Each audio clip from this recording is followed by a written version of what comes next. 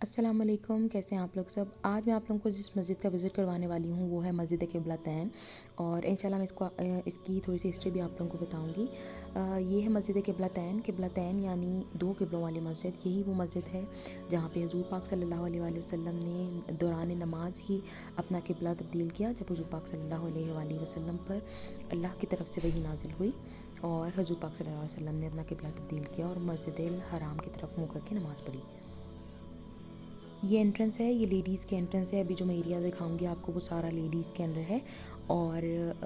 میں آپ لوگوں کو وہ ایریا بھی دکھاؤں گی جہاں پہ حضور پاک صلی اللہ علیہ وسلم نماز پڑھ رہے تھے اور پھر قبلے کا رخ چینج ہوا۔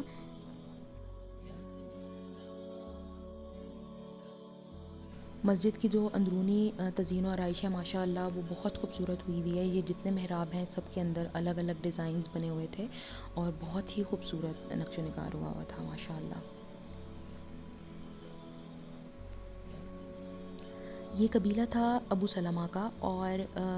حضور پاک صلی اللہ علیہ وآلہ وسلم ایک صحابیہ تھیں بشر جو کہ زوجہ تھیں براء بن معروف کی، ان کے گھر ان کی زیارت کے لیے آئے ہوئے تھے حضور پاک صلی اللہ علیہ وآلہ وسلم، اور جب ظہر کی نماز کا وقت ہوا تو حضور پاک صلی اللہ علیہ وآلہ وسلم نے یہی نماز ادا کرنا شروع کی، اور دوران نماز ہی اللہ تعالیٰ نے حضور پاک صلی اللہ علیہ وسلم پہ وحی نازل کی، اور ہمارا قبلہ اول جو کہ مسجد الاقصیٰ تھا، بیت المقدس تھا، وہاں سے تبدیل ہو کے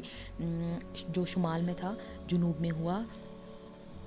مسجد الحرام کی طرف۔ اور جب اللہ تعالیٰ کی طرف سے وحی نازل ہو گئی تو حضور پاک صلی اللہ علیہ وسلم نے بلا تاخیر فوراً ہی دوران نماز اپنا رخ تبدیل کر لیا۔ یہ وہ قبلہ ہے، پہلا قبلہ۔ یہاں پہ بھی محراب ہوا کرتی تھی، یہ اس جگہ پہ